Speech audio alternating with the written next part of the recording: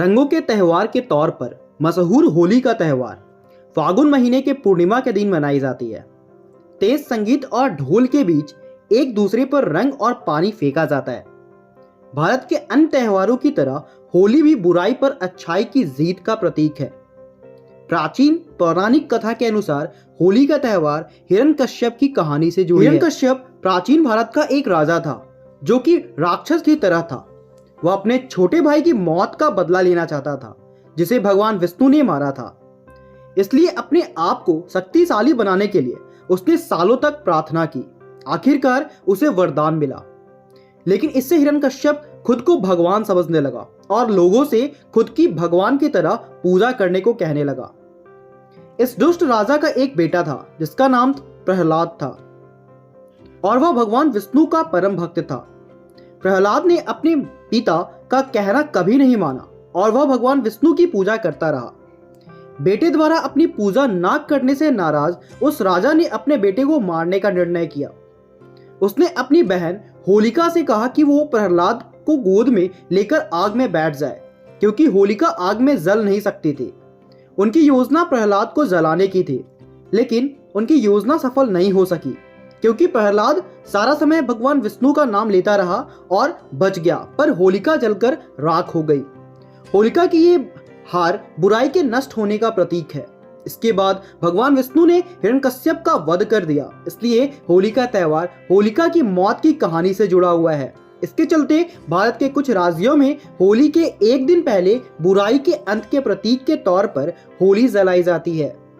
लेकिन आप सोच रहे होंगे कि आखिर रंग का इस दिन महत्व क्या है? रंग होली का भाग कैसे बना?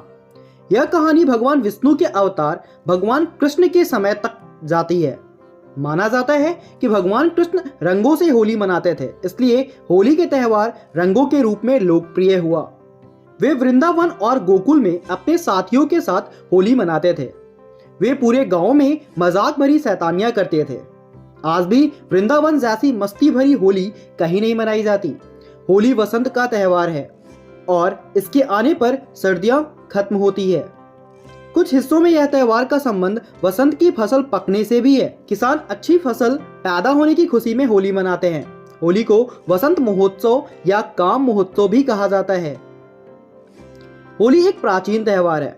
होली प्राचीन हिंदू त्योहारों में से एक है और यह ईसा मसीह के जन्म के कई सदियों पहले से मनाया जा रहा है। होली का वर्णन जैमिनी के पूर्व मीमांसा सूत्र और कथक ग्रह सूत्र में भी है।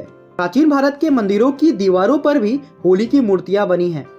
ऐसा ही 16वीं सदी का एक मंदिर विजयनगर की राजधानी हम्पी में है।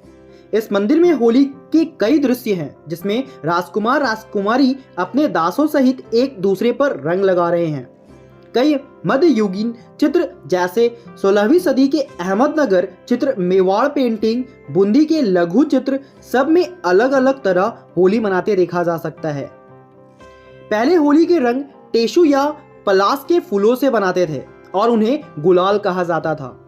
वो रंग त्वचा के लिए बहुत अच्छे होते थे क्योंकि उनमें कोई रसायन नहीं होता था, लेकिन समय के साथ रंगों की परिभाषा बदलती गई।